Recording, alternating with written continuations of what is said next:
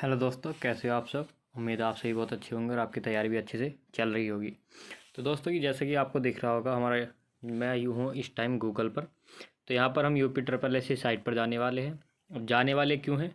क्योंकि हमने Twitter campaign की थी, तो हम देखना है कि उसके बाद क्या यूपी ट्रिपल एस सी का या हमारी सरकार का कोई रिएक्शन है। तो जैसे कि आप यहाँ पर देख सकते हो कि लास्ट अपडेट जो था आपका जेई वाला था 23 को, उसके बाद का कोई भी अपडेट आपको नहीं दिया गया है। कहने का मतलब ये है कि जो आपने ट्विटर कैंपेन किया था उसका सरकार पर नहीं हुआ कोई भी असर। अब हुआ क्यों नहीं, उसका भी एक रीज़न है, और वो रीज़न है कि उसमें भी कहीं ना कहीं आप लोगों की ही कमी रही है। अब आप बोलोगे सर वो कैसे? क्योंकि जो ये हमने ट्विटर कैंपेन की थी अपनी, उसमें मैंने देखा है कि अधिकतम अगर किसी पर रीट्वीट है तो 80 के आसपास हैं, या तो 56 50 इतने ही रीट्वीट कर पाए हो आप।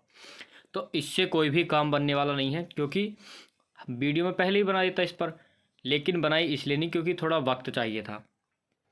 28 हमारी लास्ट डेट थी ट्विटर कैंपेन की, और वो थी हमारी कल फर्स्ट। जो पहले दिन हमने की थी 26 को, वो उस दिन सिर्फ 600 के आसपास आपके ट्वीट हो पाए थे, और मेरे ख्याल से इतने हो भी नहीं पाएंगे, फिर भी मान लीजिए 600 के आसपास आपके ट्वीट हो पाए। तो इससे क्या फ़र्क पड़ता है? आपकी संख्या कितनी है, फॉर्म कितने पड़े हैं? 2 से 3 लाख फॉर्म पड़े हैं और सिर्फ 600 ट्वीट। क्या फ़र्क पड़ेगा इससे? तो नुकसान किसका हुआ? आप लोगों का। तो देखिए, वक्त है अब कुछ नया कर दिखाने का, क्योंकि अब कुछ नहीं होने वाला आपके ट्विटर कैंपेन से। हमको ट्रेंडिंग में लाना था कि नंबर 1 पर, लेकिन ट्रेंडिंग में ही नहीं आ पाए आप। नंबर 1 तो बहुत दूर की बात, आपको ट्रेंडिंग में ही नहीं आ पाए। तो फिर उससे सरकार पे क्या फ़र्क पड़ेगा? अब आप मान लीजिए आपने किसी को रुपए उधार दिए। आपको पता है कि जब आप किसी को उधार देते हो तो उधार लेने वाला अक्सर भूल ही जाता है कि हाँ मुझे दिए हैं, उसे फिक्र नहीं रहता कि उसको लौटाने हैं। आपने दिए, उसने ले लिए, लेकिन वो कोई जिक्र ही नहीं करेगा कि आपके पैसे लौटाने का, और ना ही आपने उससे जिक्र किया कि मेरे रुपए थे भाई, वापस कर, तूने इतने दिन का टाइम लिया था। तो ये बंदा सोचेगा कि आप उस चीज़ को गए हो भूल, कि आपने इसको रुपए भी दिए थे। तो ये कभी नहीं बोलेगा कि भाई अपने रुपए वापस ले लो। और जब ये बोलेगा काफ़ी टाइम बाद, यानी कि समय निकल जाने के बाद, तो फिर ये एक इस कान से सुनी और इधर को निकाल दी, ऐसे ही टालता रहेगा। और यही काम आप लोग कर रहे हो, साथ एक दूसरे का दे नहीं रहे हो। जब आप में ही एकता नहीं है, आप सरकार से अपने जो तुम्हारे हक है, अपने हक की लड़ाई नहीं लड़ सकते। जब आपने जो फॉर्म फिल किया था उसके एग्ज़ाम के लिए आप एकजुट होकर सरकार का सामना नहीं कर सकते, तो फिर सरकार आप लोगों पर ध्यान क्यों देगी? जब आप अपनी बात ही सरकार तक नहीं पहुंचा पाए, तो फिर सरकार कैसे एक्शन ले सकती है? आप कैसे उम्मीद कर सकते हो कि हाँ हमारी एग्ज़ाम की डेट क्यों नहीं आई? तो जो मैं ये बात बता रहा था उधार लेने वाली, तो ये बंदा इधर से सुनेगा, इधर को निकाल देगा, लेकिन देगा नहीं, टालता रहेगा। और जब टाइम निकल जाएगा तो उसके बाद क्या होगा? सिर्फ लड़ाई झगड़ा, और लड़ाई झगड़ा करेगा तो पैसे डूब गए समझो। तो उसी तरह से कहने का मतलब ये है कि अगर आपने ध्यान नहीं दिया, और किसी वजह से अगर आपका दिसंबर निकल गया और आपके एग्ज़ाम पर ध्यान नहीं दिया गया, तो फिर यकीन मानिए आपका एग्ज़ाम होना भी मुश्किल पड़ जाएगा। फिर आप कुछ नहीं कर पाओगे।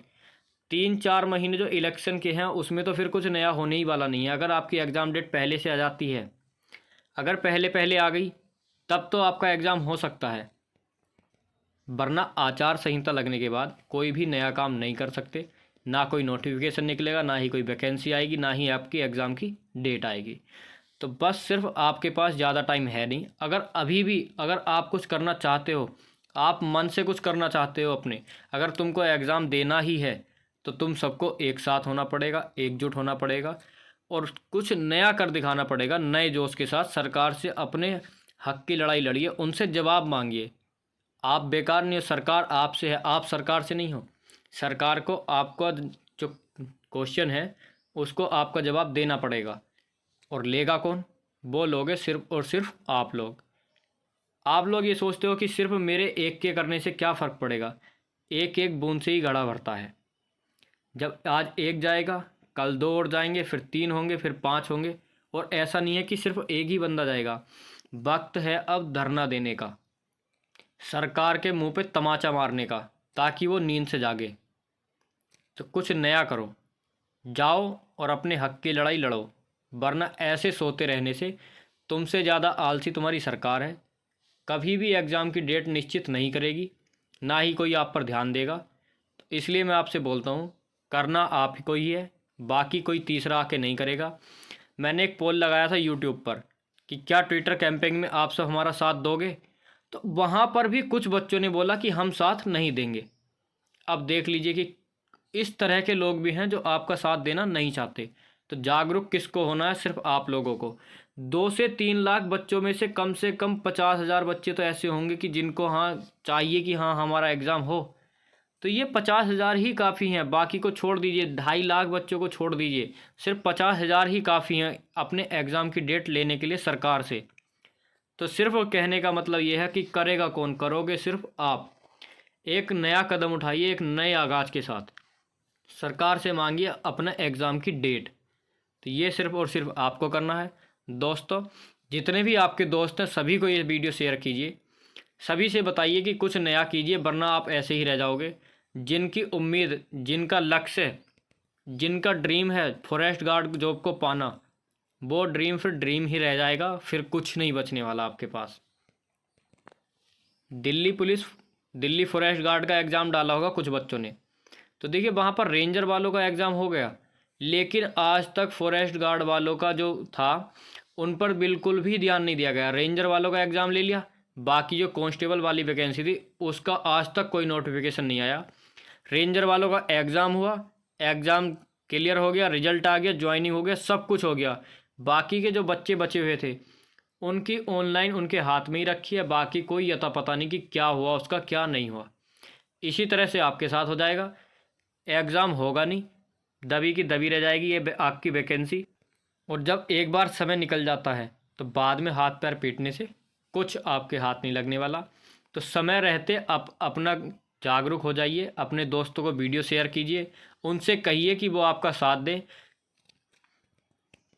ज़रूरत है सिर्फ आपके एकजुट होने की। अगर आप ही एकमत नहीं होंगे तो फिर सरकार कैसे आप पर ध्यान देगी?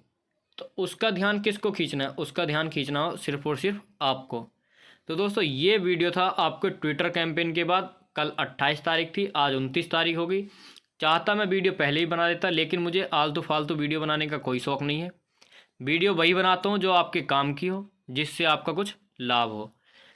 बना देते हैं, बहुत सारे बनाते हैं, एग्ज़ाम डेट आ गई, ये हो गया, वो हो गया, जवाब आ गया। जवाब क्या आता है? अगर आप भी कॉल करते हो यूपी ट्रिपल एससी को तो एक ही जवाब देगा कि हाँ ध्यान दिया जाएगा, आपकी बात हमने सुन ली है, जल्दी कार्रवाई की जाएगी। लेकिन वो कभी ये नहीं कह सकता कि ये नोटिफिकेशन हम कल दे देंगे, कि जो आपके क्वेश्चन हैं इनके जवाब हम कल देंगे, आपके एग्ज़ाम की डेट तब तक घोषित हो जाएगी। इस तरह का कोई भी कथन, कोई भी वाक्य उनके मुँह से आपको नहीं सुनने को मिलेगा। सिर्फ और सिर्फ लॉलीपॉप थमा देंगे आपके हाथ में कि हाँ हमने आपकी बात सुन ली, ये काम हो जाएगा, आपकी एग्ज़ाम डेट पर ध्यान दिया जाएगा, सरकार से बोला जाएगा जल्दी आपकी एग्ज़ाम डेट आएगी, आप निश्चिंत रहिए, शांत रहिए, बस काम ख़त्म। आप अपने घर बैठ गए, वो अपने बिस्तर में जाके सो गई। लेकिन नुकसान किसको हुआ? आपका। तो करना क्या है? जेई वाले बच्चों ने धरना दिया, फट से एग्ज़ाम डेट मिल गई, एग्ज़ाम देंगे, पास होंगे, ज्वाइनिंग लेंगे, जॉब करेंगे आराम से। वही आपको करना है। क्या फॉरेस्ट गार्ड वाले बच्चे जेई वालों से कमज़ोर हैं? क्या आप में इतनी हिम्मत नहीं है, क्या आप में इतनी ताकत नहीं है कि सरकार से जवाब मांग सको? तो देखिए, ज़्यादा बात नहीं करते हुए जो भी करना है आपको करना है। कमेंट बॉक्स में बताना है क्या करना है, दोस्तों को शेयर करना है वीडियो। और अभी तक आपने हमारे चैनल को सब्सक्राइब नहीं किया है तो चैनल को सब्सक्राइब कर लेना है और ज़्यादा से ज़्यादा वीडियो को शेयर करना है।